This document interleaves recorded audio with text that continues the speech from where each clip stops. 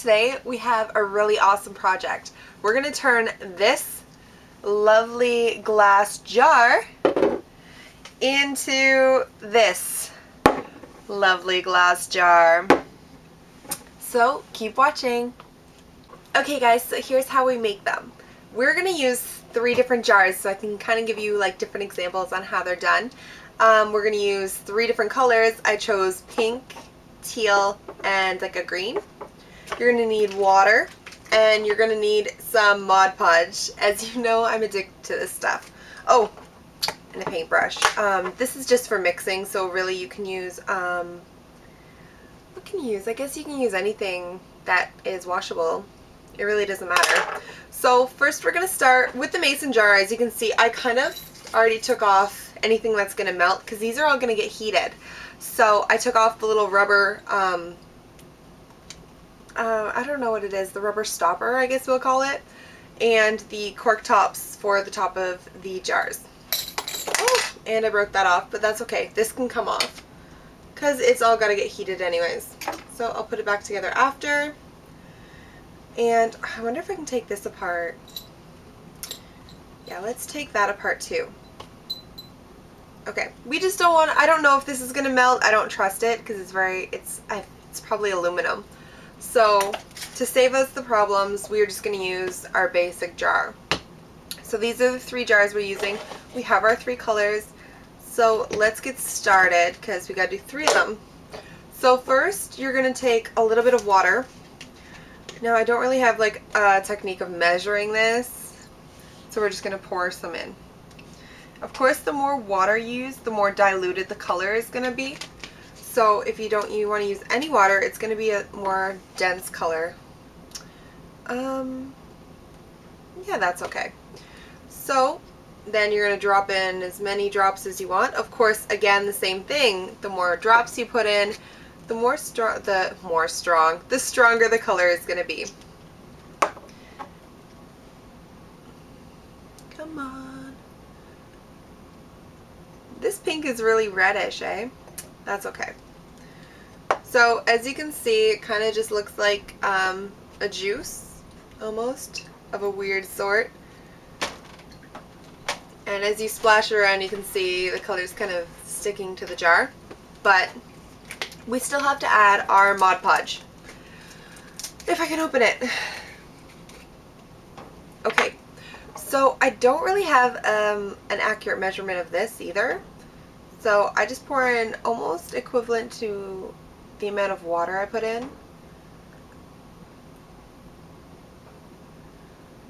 Of course, depending on the variations of how much you put in each will depend on the color you get, of course. So let's start with the red one. Make sure you mix up the color, the dye, and the Mod Podge together very well, or as much as you possibly can. I might need more Mod Podge. And you know what I should have grabbed is, oh, we'll use this. Grab a piece of cardboard. I'm going to use my business card and just shake it up in there just so it kind of goes everywhere. I think I might need more. Ooh.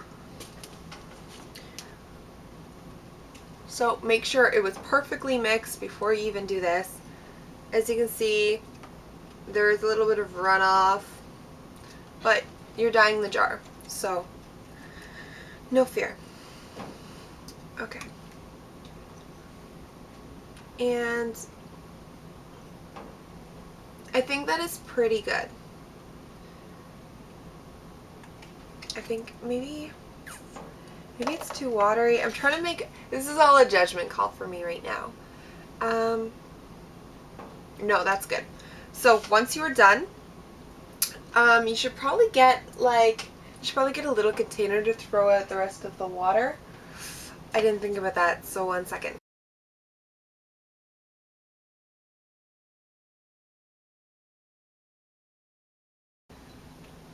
Okay, so you're gonna let it dry like this for a little bit, and then we're gonna cook it. So I'm gonna go wash my hands, and we will be back because in about 30 minutes. You're gonna let these cook. Do 10 to 20 minutes in your oven upside down Yeah, that sounds about right. So do 10 to 20 minutes in your oven upside down. You're going to do another 10 minutes right side up, and it should be good. You're only going to cook it on warm in your oven, and the reason you're doing that is because you're not trying to bake. You're just trying to cook the coloring to the side of the glass. Okay, so we're also going to do that, and I'm not going to show you guys how to do that. I just told you, and we will see how they turn out.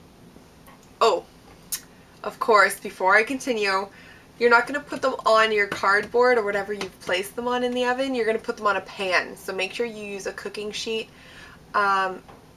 preferably wax paper, I guess, would probably be your best bet. So use wax paper. Put them on the wax paper so you don't ruin your mom's pan or your own pan. And just keep a careful eye on them. I gotta go wash off. I'm dyeing everywhere. My hand is still dyed, but it's not as bad as it was, I guess you could say. And this is the result.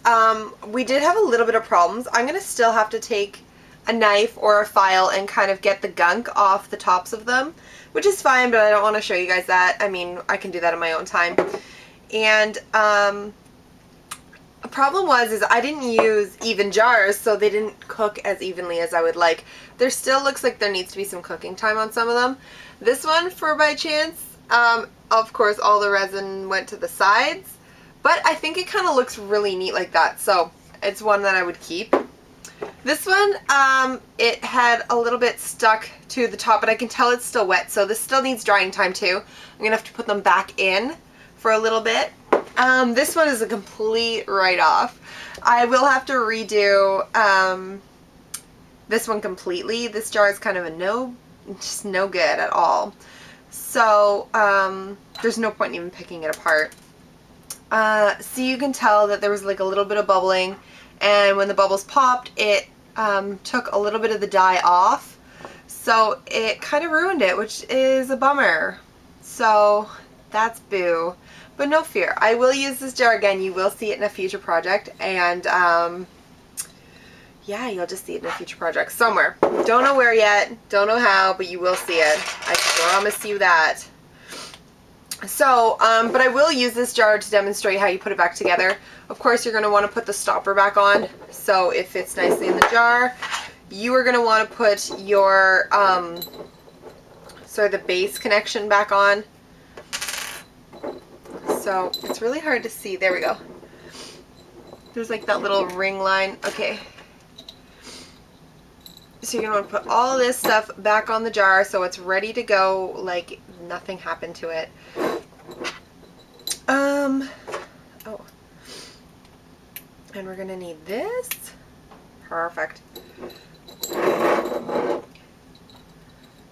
And just slide that in the grips there. Okay. So of course, alas, this jar, oh no, I did that upside down. Oh my, it's one of those days. You can tell as soon as the start of a project goes wrong, the rest like falls apart. I promise you. So I put that in upside down. Let's retry that. Oh my Lanta. Oh my, now it's even harder to put on, of course. But yeah, I always have problems with like projects. Sometimes they'll go right, like they'll go the way you want them to, and you're like, yes, it's working. Other times you will have projects that just fall apart in your hand. But it's all trial and error, and if you don't do right the first time, like for example this, just give it a second go. So, I mean, this side looks perfect. If I took a picture from this side, you would have no idea. This side, on the other hand, not so perfect. So, you only learn from trial and error. This is an error. These are trials. I mean, there's still potential. And of course, like I said, you can reuse this. You will see this in another project, and I will show you how to fix mistakes or reuse mistakes in another video. So we're keeping that, and we're going to fix these up on my own time. So I hope you guys enjoyed this video. Definitely check out on my blog if you want to see more step-by-step instructions, kind of easier. And what else? I guess more videos are going to be on the way. Right now I am kind of updating my blog. So we are switching over to a .com. So whenever I get it up and running, it will be a .com website. You will see it on my blog that I have right now.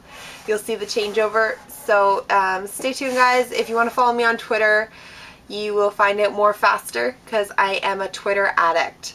So thanks for watching, guys, and we'll see you next time.